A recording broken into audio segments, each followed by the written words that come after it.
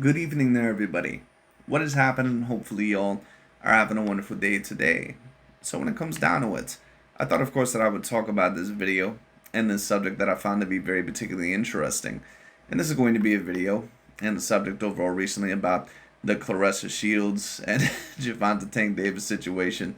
Apparently, they had a little bit of a back and forth going on between each other. I mean, to be quite honest with you, it seems that seems that Gervonta Davis and Claressa Shields that they almost have a back and forth with everybody that they tend to talk to. But I just thought that I would review this video, this short little video, because I thought that it was very particularly interesting. And this is going to be a video by Mr. DontaesBoxingNation. And Claressa Shields, a lot of the times when she ever ends up talking, I I always take it with a little bit of a grain of salt because, excuse me, because you can tell that Claressa Shields is somewhat envious, of course, of the male boxers a little bit. You can tell that she wishes that she was a man competing in the ring or that she would get the same recognition as the male athletes. And if you're going to be, and I've already stated this multiple times, if you're going to be a woman, overall, competing in that, of a sport that is especially dominated by that of men, then usually you're not going to get the same recognition overall as that of the men. It just is what it is. And that pretty much overall is, going for any sport. Unless, women have also been dominant there and highly skilled there for a very long time.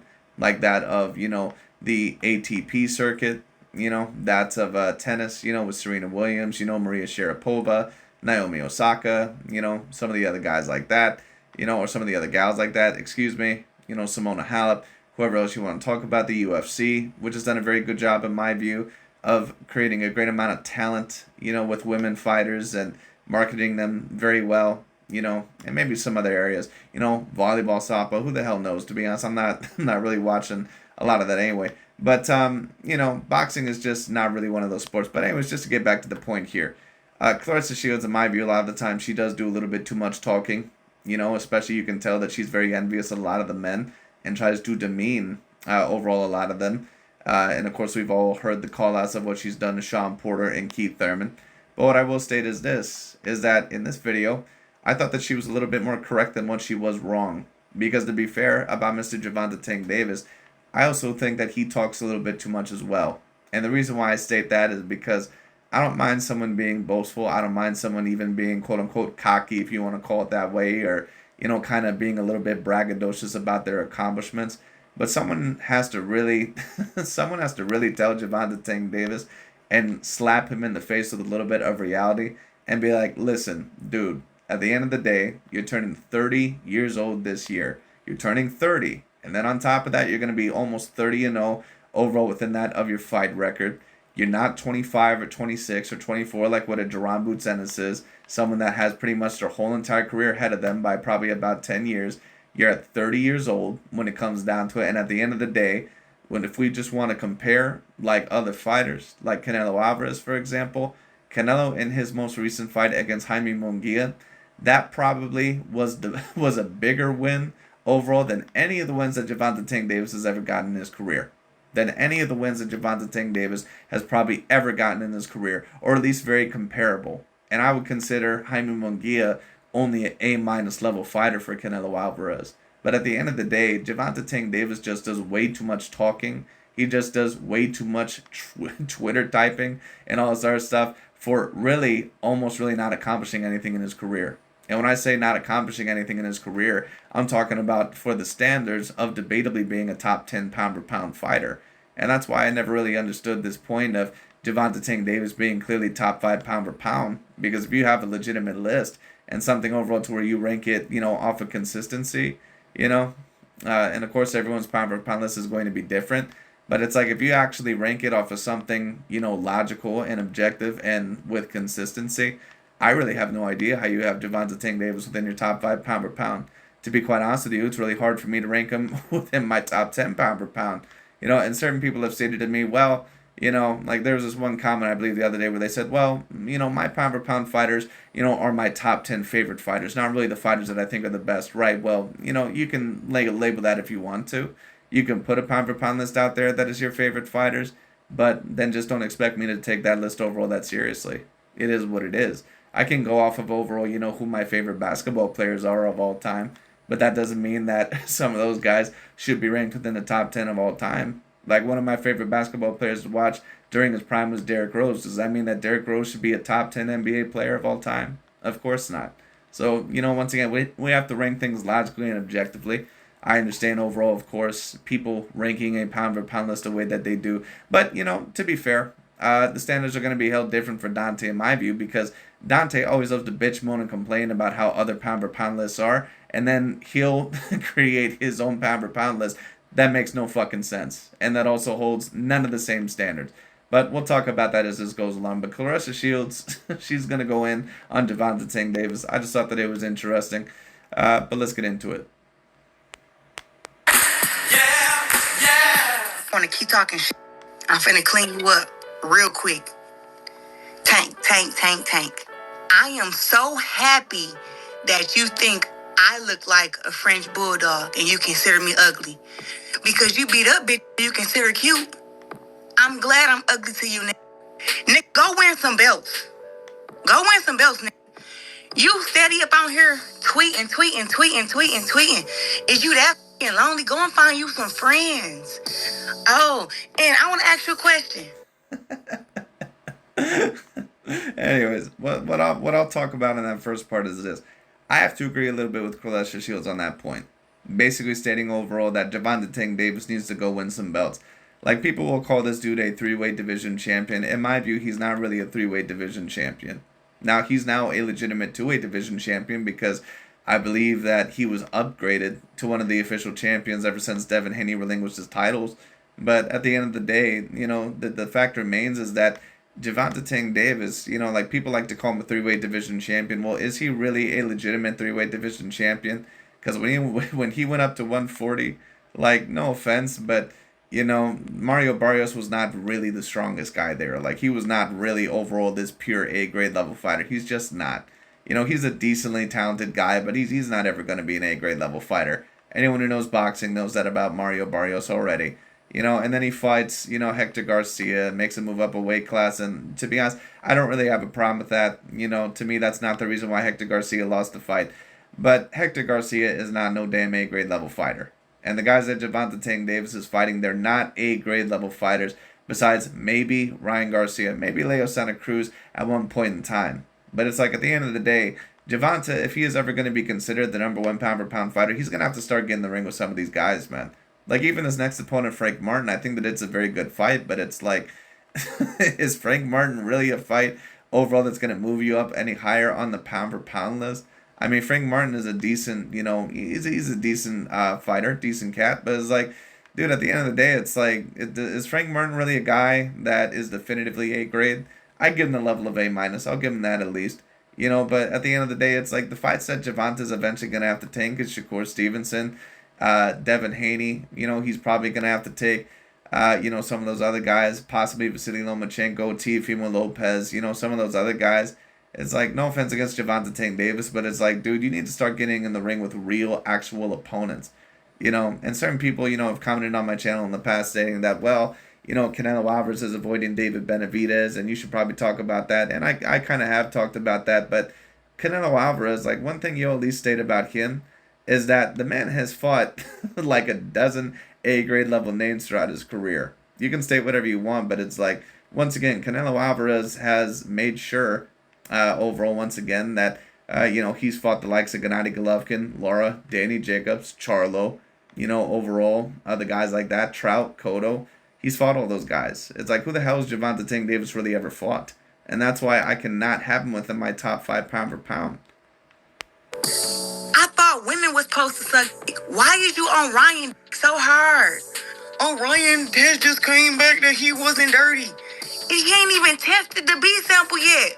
Why you? I can tell you why that is, Miss Claressa Shields. I can tell you exactly why that is. Because Gervonta Davis and Devin Haney, they're tied together. Just like that of Canelo Alvarez and David Benavidez. People are going to take a look at that storyline for a while. Even if David Benavidez or Canelo end up losing soon, people are going to wonder and say, why did that fight not happen? And then they're going to be looking for someone to blame. It's going to be very similar for Gervonta Davis. A lot of people are trying to want, they want that Devin Haney versus Gervonta Davis fight. They really wanted that fight. And that put a lot of pressure off the back of Gervonta Davis to not take that fight. So that's why he's really hoping that Ryan Garcia's B sample comes back negative. And I also hope that it comes back negative as well, because I would like to see, of course, Ryan Garcia get the biggest win of his career, and I would hope overall that he did it fairly. But do I believe overall that more than likely he was on something? Yeah, probably I do. But once again, if we're also going to go there, I think that Devin Haney and the whole snack program is on PEDs anyway. So, I mean, hell, it is what it is. But, once again, that's why Gervonta Davis is cheering so hard for Ryan Garcia. So worried about Devin Haney business. What is wrong with you, boy? Ain't you supposed to be focusing on you a fight? Nigga, if you ain't have Floyd and them right there holding your hand, I don't know where you would be at. Them niggas that hold your hand, pick your fights for you. That's why you're never going to get inside the ring with Shakur. That's why you haven't fought Devin. That's why you fought a weight drain Ryan. Nigga was never my type. And it's interesting that Clarissa Shields brings up the weight drain Ryan Garcia. Once again, a lot of these guys, they bring up the fact that Ryan Garcia was 3 pounds overweight at the Devin Haney weigh-in, and that Haney was that much more drained, and then it made that much of a difference. Well, if we're going to state that, was the 3 pounds that Ryan Garcia had to lose, where he stated overall that he preferred at 140, did that mean overall that it was that much more of a difference breaker or a deal breaker overall for Ryan Garcia in that fight? Is that the main reason overall why he ended up losing the fight, or was it that big of a deal within that fight? Because if not, then in my view, you would also have to acquiesce or say that the 3 pounds overweight for Ryan Garcia probably was not as big of a deal, or at least a huge factor in terms of how Devin Haney ended up looking within that fight. I'm sorry, I'm not biting on it. It is what it is. I didn't believe that the 3 pounds really were, overall the main reason. Overall why Devin Haney ended up losing that fight. I'm not stating once again that there was not a little bit of a factor there. But to state once again that, it was this huge deal and it was this huge difference, is a little bit of a difference for sure, because, of course, the other guy still has to drain himself a little bit and make weight. But Devin Haney was already prepared to make 140. And on top of that, they let him rehydrate all the way up. So if we're going to go by these standards, no problem. But then let's stop giving Gervonta Davis full-on credit for defeating that of Ryan Garcia. Let's stop giving credit to Floyd Mayweather Jr. for defeating Canelo Alvarez because he made him drain 2 pounds under the weight of 154. Let's stop giving credit for Manny Pacquiao for defeating Miguel Cotto because he drained Miguel Cotto 1 pound over the 147 weight limit, under the 147 weight limit. So let's stop giving credit to all these fighters. Don't just pick and choose overall which fights you want to give credit to because you like this specific fight a little bit more than what you do the other one. Let's not do that. I ain't never looked at you like, oh, Gervonta, look good. You midget ass, you don't gone somewhere? She said, you midget ass. You think I care about you thinking I'm pretty? I'm engaged. I have a man. You can't keep a woman. I'll tell you what, Gervonta Davis, he might look like mini-me a little bit, at least in terms of the height. But Gervonta Davis, one thing I'll say is this: extraordinary talent. And, for especially how little he is, it's actually kind of very similar to Canelo Alvarez, where Canelo Alvarez, he's not very big, honestly, either. When you take a look at Canelo Alvarez, if it weren't for his girthiness, if it weren't overall really for his thickness, Canelo Alvarez really should be fighting at 147 pounds. Canelo is a dude that is 5'7" with a 71-inch arm reach. In terms of height and, reach, he's really a welterweight. But in terms of weight, he's probably more of a 160-pounder. So that's why Canelo, in my view, is a 160-pounder. But, when you talk about Gervonta Davis, it's very similar. But that's why both Gervonta and Canelo, you have to be extremely skilled to do what they do. The fact overall that they've been able to outbox opponents and outdo opponents even with their height and reach because of their superb defense and all that other stuff, it goes to show you truly how great they actually are. Because you beat all your bitch up. Since this woman beater want to keep talking shit, I'm finna clean you up.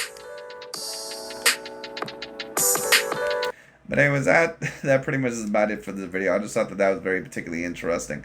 But the question is why is DontaesBoxingNation kind of doing this now? And why overall is he not commentating about how Clarissa Shields, is quote-unquote demeaning that of Gervonta Davis? Now I tend to agree with some of the stuff that she ended up saying within this. But DontaesBoxingNation, of course, would usually stick up for Gervonta Davis or some other people, especially if they're going against the other. And it's very clear that Gervonta Davis said he went against the rules or the code of that of the LDBC and new media by sticking up for Ryan Garcia and basically stating overall that I think that, the steroids were also fixed.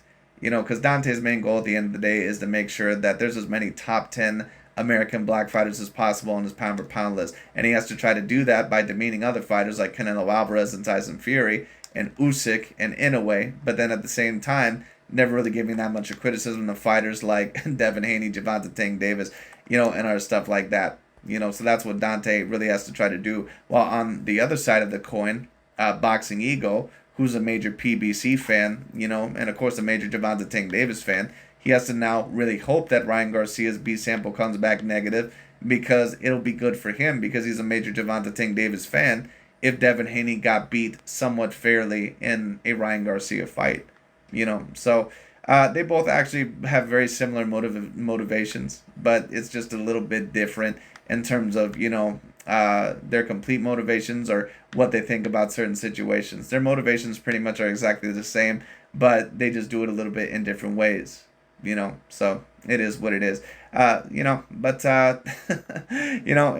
once again, Dante's Boxing Nation will do this a lot to where if you go against the code, overall of Dante's Boxing Nation of the pro-black cult, they will start to attack you, and they'll start to call you a coon. They'll start to call you an Uncle Tom. They'll start to call you a sellout. They'll start to say that you're appeasing to the race fans, and all this other stuff, and that you're not sticking up for your brothers and all this other shit like that. Like when Shakur Stevenson stated that shit about Tyson Fury, stating that he believes that he could possibly beat Muhammad Ali, which apparently is just his complete outrageous thing to say. Someone that's 6'9", 280 pounds, greatly skilled both offensively and defensively for a heavyweight, that he'd beat someone 6'3", 220 pounds, when it comes down to it, that's just something that's completely outrageous and just, something that shouldn't even be brought up, or when Gervonta Davis and Devin Haney, when they talk about Canelo, or Floyd Mayweather, they're just appeasing to the race fans if it's something positive. But if it's something negative, then, they're like, oh, well, that's what we do. We tell the truth, all this sort of bullshit. But a big part of the reason why Gervonta Davis a lot of the times is so averse to criticism is because these guys realize that Gervonta Davis is the wagon that they have to hitch their star to. They realize that he is the next step in terms of the next era of boxing, of there potentially being a black American fighter that not only is going to be debatably the #1 pound for pound fighter, but also the face of boxing. Because Canelo Alvarez right now for the past decade, he's really been a huge thorn in their side, at least when it comes to their motivations, when it comes to their true agendas. He's been a huge thorn in their side. Because not only has Canelo Alvarez, not only has he had a great debate as the #1 pound for pound fighter, but he pretty much has been the face of boxing pretty much for the past decade. Now, of course, we can talk about Mayweather and Pacquiao and AJ Anthony Joshua and some other guys if we want to. But, Mayweather, of course, he retired, I believe, in like 2016. So I'm not really going to, count him as much within the past decade because he hasn't fought the majority of the past decade.